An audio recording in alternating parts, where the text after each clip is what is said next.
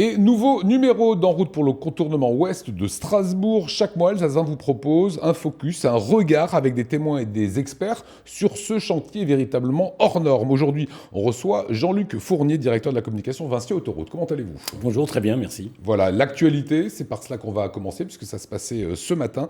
Le tribunal administratif de Strasbourg a rendu sa décision par rapport aux interdictions au titre des espèces protégées. Les travaux préparatoires sont maintenus. Qu'est-ce que ça veut dire pour vous ? Vous allez pouvoir travailler plus sereinement ? Oui, vraisemblablement, bien sûr, les travaux préparatoires sont maintenus. Des arrêtés qui dataient de janvier 2017 avaient été attaqués, effectivement, non suspendus à l'époque. Donc des arrêtés qui dont les mesures compensatoires liées à ces travaux préparatoires avaient été validées à l'époque par le CNPN, le Conseil national de la protection de la nature. Les juges du tribunal administratif ont estimé que de préparer ce chantier avec des premiers travaux qui allaient permettre ensuite la conception du contournement de l'infrastructure était effectivement la meilleure façon en fait, de répondre aux enjeux écologiques. Ça veut dire qu'aujourd'hui, les travaux continuent ? Les travaux continuent, les travaux préparatoires étaient d'ailleurs en voie d'achèvement. Voilà, les travaux sont bien entamés, vous allez voir ces photos sur l'avancée des travaux. Comment ça se passe aujourd'hui et c'est quoi la progression ? Écoutez, la progression est maintenant tout à fait normale depuis le mois d'octobre, fin septembre, début octobre, depuis que les travaux définitifs de construction ont démarré, avec les autorisations administratives qui ont été prises fin août par le préfet. Donc ce sont des travaux effectivement de terrassement, ce sont des travaux de préparation. Bien sûr, l'archéologie continue, on en reparlera je crois un petit peu après. Maintenant, il y a les sujets effectivement météorologiques qui vont sans doute conditionner les plannings là, pour cet hiver. Voilà, le froid peut changer les choses ? Alors, dans ces métiers, en fait, le froid indispose les gens qui font du génie civil, qui font des ouvrages notamment. Et sur la dureté des sols sur la dureté des sols, notamment moins pour les terrassiers. Les terrassiers, c'est plutôt effectivement la pluie qui les embête. Voilà, et la boue. Alors on va parler des compensations, parce que pour le grand public, parfois c'est un petit peu obscur. Pour préparer vos travaux, vous faites donc des sondages des sous-sols, des sondages archéologiques, des déviations de réseaux qui peuvent évidemment impacter la faune et la flore. Et donc, dans chaque mètre de travaux que vous devez réaliser, vous devez, alors je vais mettre des guillemets, vous devez compenser avant. Ça veut dire quoi, compenser avant ? Oui, donc il y a effectivement une mécanique de compensation qui a été mise en place par les autorités. Tout projet effectivement d'infrastructure qui interfère sur des milieux naturels, et notamment là où il y a des espèces protégées, ces projets doivent mettre en place des mesures de compensation. Donc il faut rappeler que sur le COS, sur le contournement de Strasbourg, pour environ 260 hectares d'emprise, nous allons mettre en place 1260 hectares de compensation. C'est 4 fois plus quasiment. C'est quasiment 4 fois plus, voire 5 fois plus, quels que soient les milieux naturels. Donc on parle de zones humides, on parle de zones de protection du hamster. Si je comprends bien, Jean-Luc Fournier, vous enlevez 100 mètres, on a vu les scrappers là, qui faisaient leur travail, vous enlevez une bande de 100 mètres sur 10, vous devez faire 400 mètres ailleurs. Alors nous devons effectivement, selon les milieux, c'est assez compliqué, mais selon les milieux naturels qui sont, je vais prendre par exemple un exemple, selon les milieux naturels qui sont, percutés par les travaux, si je prends l'exemple par exemple des cours d'eau, avec les berges qui accueillent de l'avifaune, donc des oiseaux qui sont propres effectivement à ces cours d'eau. Nous allons impacter 288 mètres linéaires de berges, en fait. Et nous allons devoir compenser par 605 mètres. Et pour cela, donc on voit bien qu'on a un coefficient de 2,5.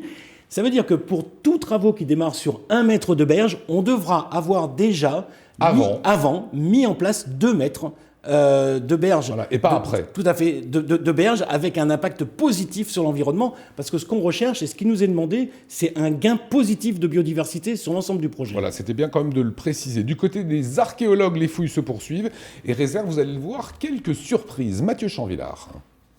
Petit à petit, centimètre par centimètre, l'histoire refait surface. Ici, les archéologues ont mis à jour un ensemble de tombes réunies dans un tumulus, une butte de terre de 30 mètres de diamètre et 6 mètres de haut. Autour d'une tombe centrale, probablement celle d'un personnage important, sont disposées une vingtaine de sépultures et certaines ont révélé de belles surprises. Certains squelettes étaient dotés de parures assez riches. Donc surtout des objets en bronze, des fibules, des épingles. On a aussi des boucles de ceinture en bronze. Et on a même des restes d'un collier en corail. Ce collier, en corail de Méditerranée, témoigne des échanges qui existaient au premier âge du fer. Et si les fouilles sur le terrain sont maintenant terminées, Les études, elles, ne font que commencer. Pour en savoir plus sur ceux qui vivaient là, il y a 2500 ans. En fait, le monde des morts reflète le monde des vivants.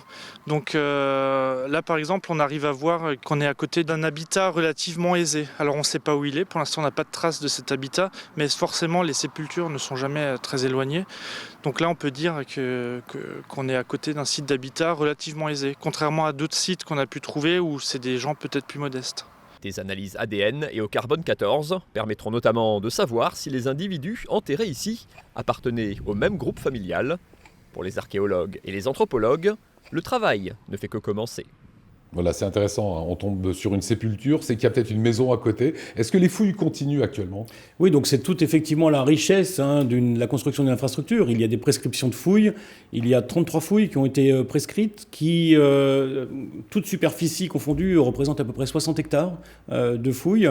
Aujourd'hui, donc, il y a une quinzaine de fouilles qui sont en cours. Sur les 33, il y en a 13 qui ont été terminées.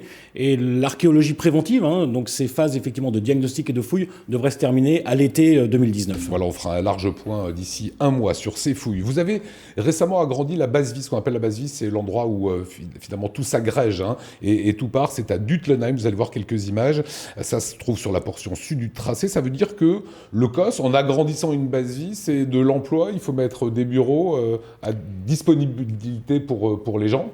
Oui, mais tout à fait. Donc cette base vie accueille ce qu'on appelle le staff de l'organisation du projet et accueille aussi maintenant effectivement des compagnons, des ouvriers, des agents de maîtrise qui viennent prendre quotidiennement leur poste puisqu'ils sont sur le tracé et ils effectuent des travaux. Donc il y a de nouvelles embauches, on va en parler, mais effectivement c'est une prise de poste ici sur cette base vie et nous devons agrandir simplement parce qu'il y a des locaux sanitaires, il va y avoir des locaux de maintenance et autres. Sur les jobs à venir, ça va être quoi les besoins dans les mois à venir? Alors nous avons déjà fait des recrutements. Aujourd'hui, nous en sommes à 40 recrutements locaux. On parle de recrutement de l'emploi alsacien. Donc dans un contexte relativement tendu aujourd'hui en Alsace en termes d'emploi. Sur ces emplois effectivement qui sont des emplois de conducteurs d'engins, de coffreurs, de maçons, de gens qui sont dédiés aux voiries, aux travaux de voirie et autres. Donc nous avons déjà fait ces 40 recrutements et nous allons pour pouvoir effectivement bénéficier d'un vivier formé, bien installer notre propre plateforme de formation, notamment, dans les semaines à venir. Donc nous allons former une première vague de 60 à 80 conducteurs d'engins chez nous, donc sur cette base vie, avec effectivement un site de formation, une plateforme spécifique.